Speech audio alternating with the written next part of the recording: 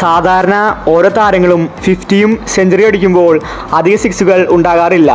എന്നാൽ സഞ്ജുവിൻ്റെ കാര്യത്തിൽ ഇത് വ്യത്യസ്തമാണ്.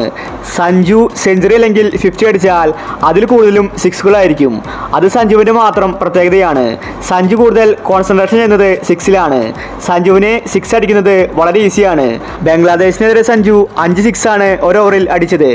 ഉടനെ തന്നെ സഞ്ജു 6 സിക്സ് തികയ്ക്കും. ഇപ്പോഴത്തെ ഇന്ന് സഞ്ജുവിൻ്റെ സെഞ്ചുറി കണ്ട് യുവരാജ് ഗെയിൽ പറഞ്ഞ കാര്യമാണ് നമ്മൾ ഇന്നത്തെ വീഡിയോയിൽ നോക്കുന്നത്.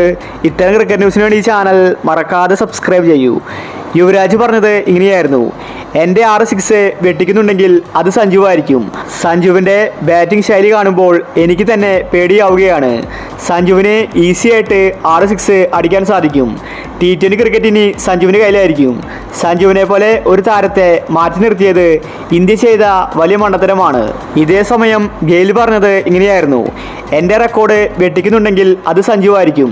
സഞ്ജുവിനെ പോലെ ഒരു കളിക്കാരനെ ഇന്ത്യൻ ടീമിൽ ഞാൻ കണ്ടിട്ടില്ല. എത്ര മനോഹരമായിട്ടാണ് സഞ്ജു സിക്സ് അടിക്കുന്നത്.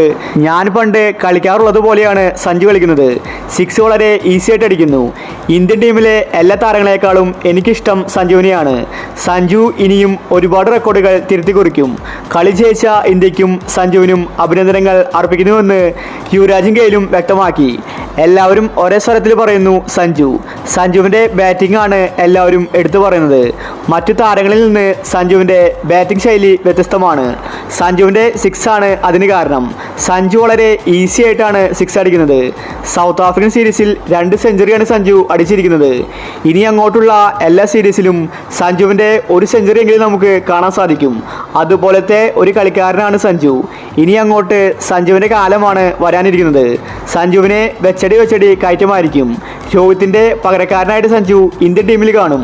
അപ്പോൾ ഇത്തരം ക്രിക്കറ്റ് ന്യൂസിന് വേണ്ടി ഈ ചാനൽ മറക്കാതെ സബ്സ്ക്രൈബ് ചെയ്യൂ.